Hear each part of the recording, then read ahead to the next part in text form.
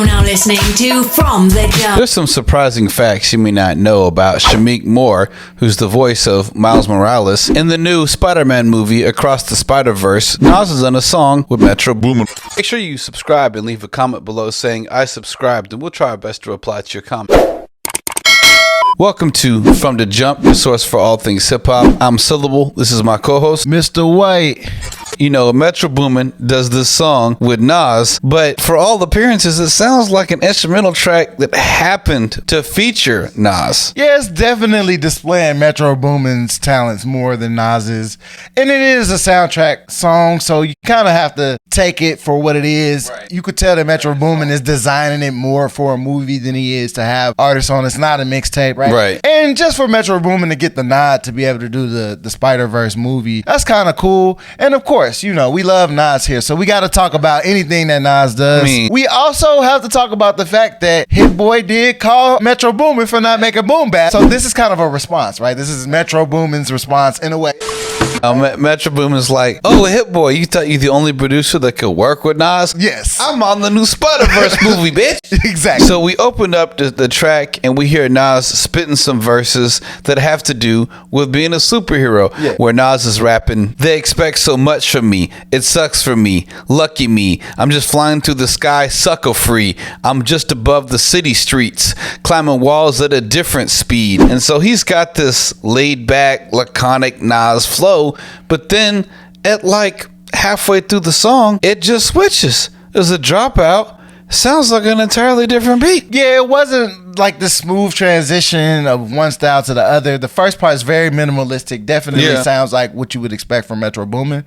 But then the second part is just straight sample cut, kind of boom bap style, and it was very different, right? And then I like this verse actually where Nas comes in and he says, nobody looks up no more, so easy to slide through, they can't even tell if the sky's blue. That's a nice line. That's super deep in a lot of levels. Obviously Nas is a very layered artist, of course, and he raps for a little bit, and then it was almost like it was too soon for him to cut off, because the last minute of the song is just Metro Boomin flexing with the boom bap beat. Incorrect. The last minute and 38 seconds of the song is an outro, and it's what, a 2-minute and 40-second song.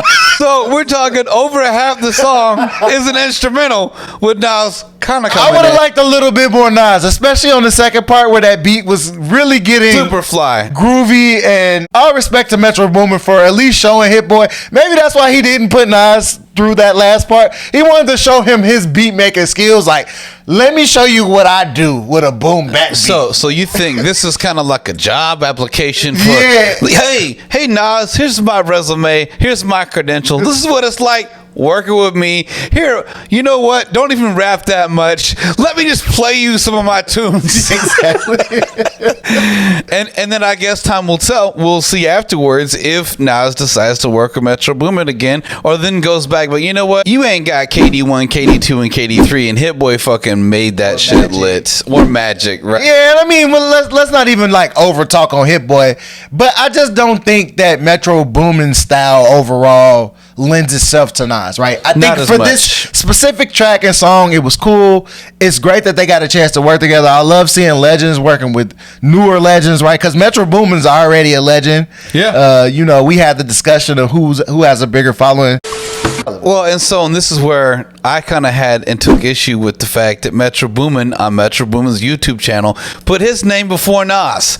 It's like Metro Boomin, then Nas for Nas Morales, and I'm like, Metro Boomin, look, you may have 8 million followers on Instagram versus Nas's 6 million, as if those are even small numbers. But really, you ain't been in the game as long as Nas. Yes, you may be a super producer at this point in time, Metro Boomin, but you ain't legacy like Nas. But I think that whoever is the person who makes the track, which is probably Metro Boomin, right, it should be Metro Boomin featuring Nas. This is Metro Boomin's soundtrack project, so Nas is the artist that's being included on it. Fortunately, it's not like a DJ Khaled thing where DJ Khaled does nothing. Exactly. I like the track. I like it overall. I think it's cool. Can't wait to see the movie. Movie's gonna be dope. And then think about it. You got a modern Spider-Man with a modern hip hop backdrop to it. Well, you got a black Spider-Man, right? And it's not even one of those virtue signaling bullshit where they sacrifice quality to have a token black person. No, it's canon. It's a legit, like, they didn't just make up black Spider-Man. There is a black Spider-Man in the comics, and it's legit that they're putting this much energy into making it, you know, black and urban, and I love it. I love it.